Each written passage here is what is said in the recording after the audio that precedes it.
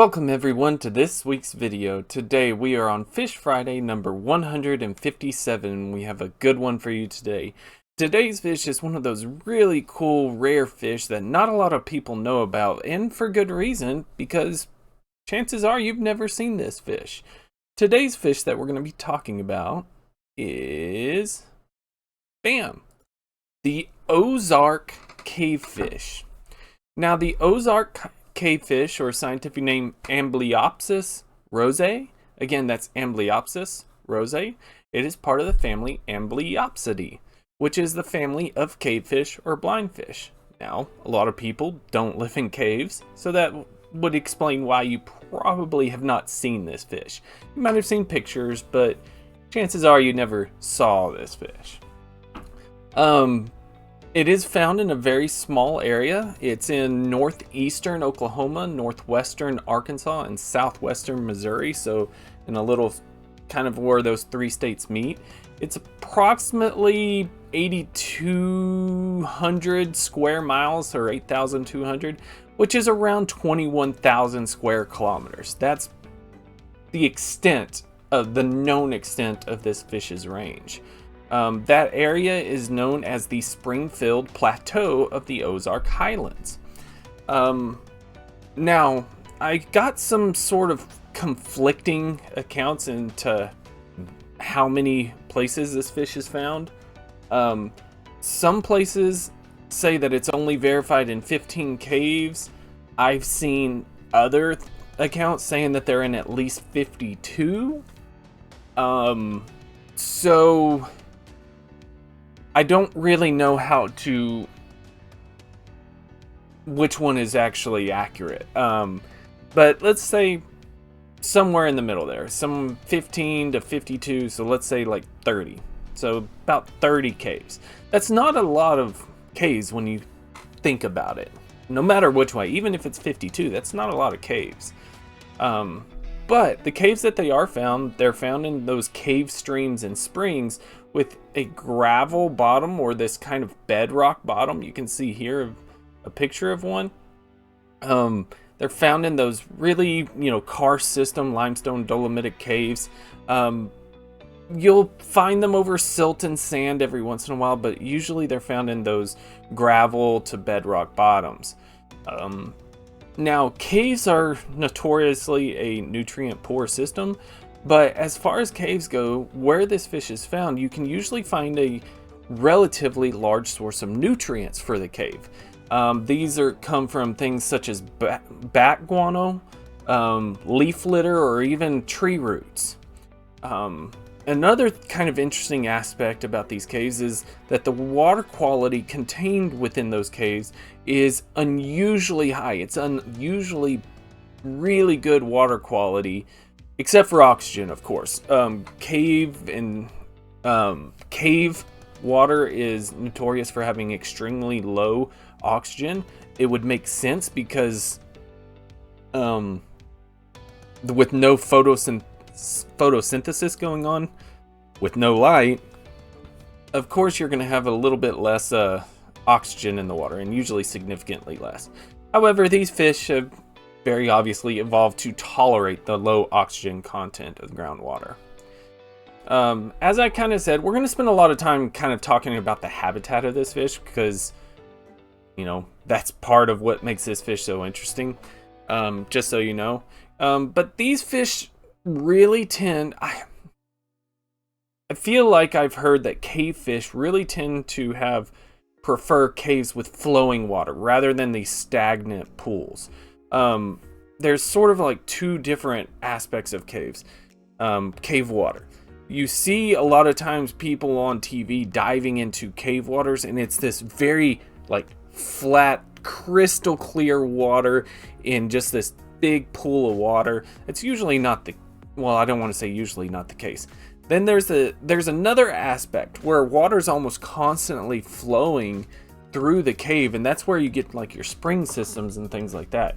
And as far as I can tell, most fish tend to occur in those flowing caves rather than the quiet pools. And that would actually kind of make sense, because flowing caves actually have a little bit more a little bit to quite a bit more oxygen content in the water due to just the turbulence of the water. Another aspect, as I was talking about, is the tree roots. They can actually receive nutrients from the tree roots. The tree roots are completely full of nutrients and water. The tree roots will penetrate the top of the cave trying to get at that water, and all the little flecks and everything coming up with roots. Roots are highly nutritious and nutrient dense, and so the cavefish can actually get nutrients just from that, as opposed to just the guano and the leaf litter. All organisms will feed on those tree roots if they're present. Now, this is a small fish. Most of the stuff I saw said that it was about 7 centimeters, which is just under 3 inches.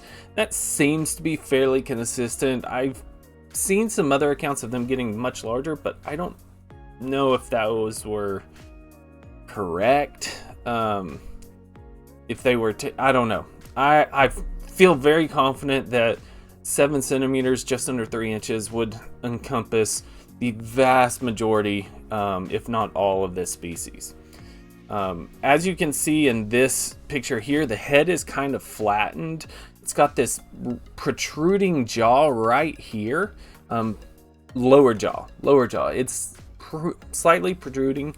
If you notice something interesting, there's no pelvic fin.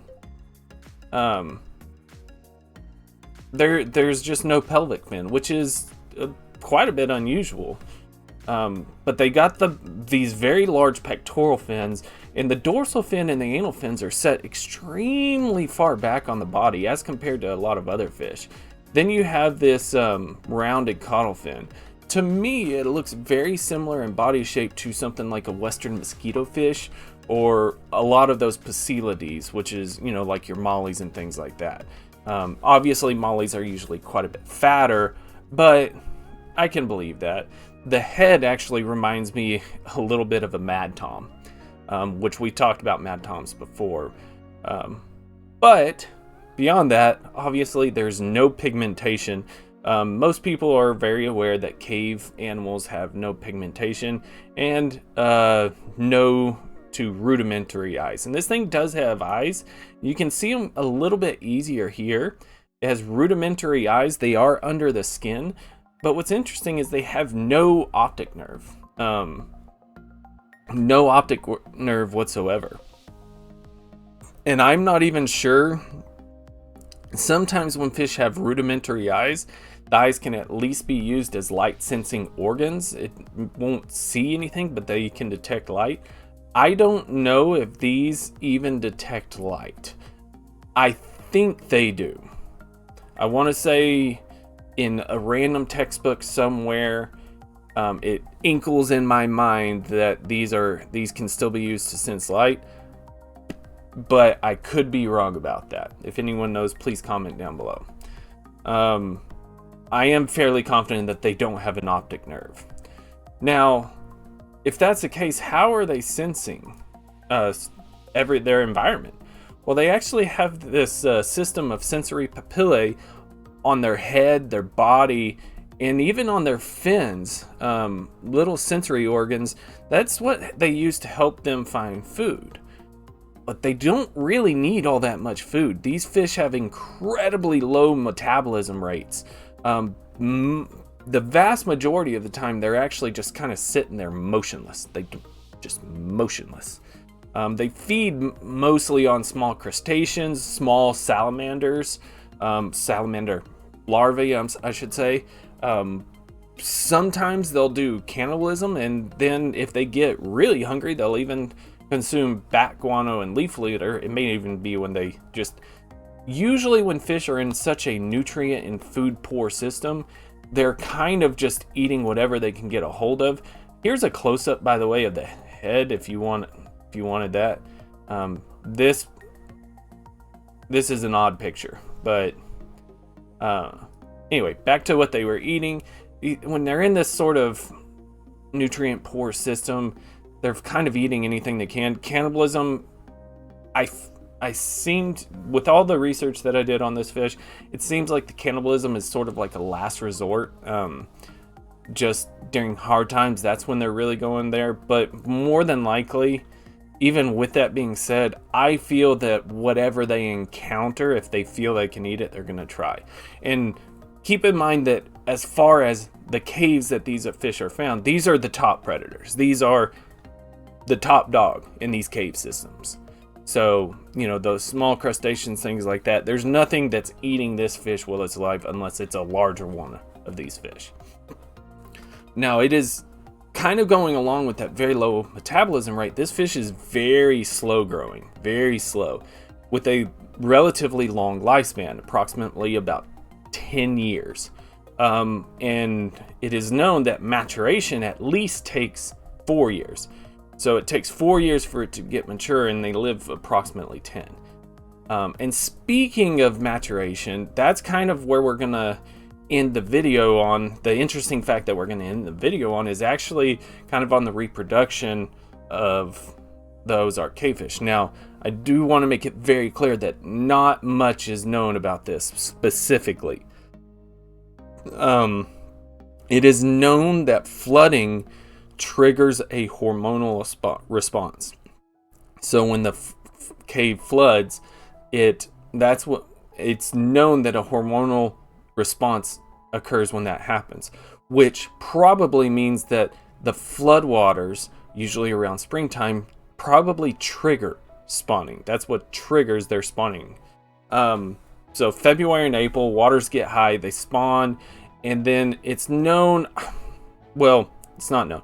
The females then produce eggs. I've seen 20, I've seen 70, I've seen 50. So I kind of like the 51. So let's say 50 eggs. The female produces about 50 eggs. And then the female deposited eggs, the male fertilizes them, and then the female collects in the mouth. Well, I'm assuming that they're being deposited. The female then, it is assumed though, because of other cavefish research, that the female deposits the eggs, and then the female will collect them in their mouth, not unlike the mouth brooders that we've talked about before, where the fish will gather all the eggs in their mouth and just hold them there. Well, this is not technically mouth brooding, because after she gathers in the mouth, she shifts them to her gill cavities.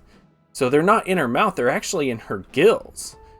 And what's interesting, if it kind of follows with the other cavefish, the eggs actually remain in the gill cavities until they hatch about 4 to 5 months later. And then the young stay in that gill chamber until the yolk is absorbed, and then they disperse. So it's actually like gill brooding, not mouth brooding. It's really, really bizarre. And it also tells you how small their larvae actually are. But what's even more interesting, it's estimated that only about 20% of the mature females spawn each year. So, let's take 100 fish. This is not accurate numbers. Take 100 fish. We'll say half are male, half are female. And then only 20% of those 50 actually spawn at any given year, which would be 1. So if you have 100 fish, God, is that correct? Please tell me I'm correct. No, that's very wrong. I'm sorry. 10. So out of 100 fish, you get 10. And that's assuming that it's half male and half female, which is probably not the case. So an extremely low reproductive rate. I imagine because of the gill brooding that they are relatively successful when they do breed, but it's a very low reproductive rate. Now, because of that low reproductive rate, very slow maturation, and there is human impact, these are very susceptible to pollution. For a while there, they were actually being collected for the pet trade. That got put to a stop. But sometimes people will spelunk in these caves, and these fish might get stressed and die. It's a very fragile ecosystem that they're living in. because of all those factors, it is listed as threatened in the U.S. Fish and Wildlife Service. It's endangered, I believe, in Missouri and Arkansas. I'm not entirely sure about Arkansas, but I am fairly confident in Missouri that it is listed as endangered. And there's not a whole lot still known about this fish, so more research is going to be required. But regardless, thank you guys so much again. I really appreciate it. Hope to see you again. If I don't, please be safe. Have a great day. Please leave a like, comment, and subscribe. If you do, I'd really appreciate it. Hope to see you again. If you'd like to support the channel, please click the link down below. It is by no means expected, but very much appreciated. Regardless, take care of yourselves, take care of your loved ones, and peace.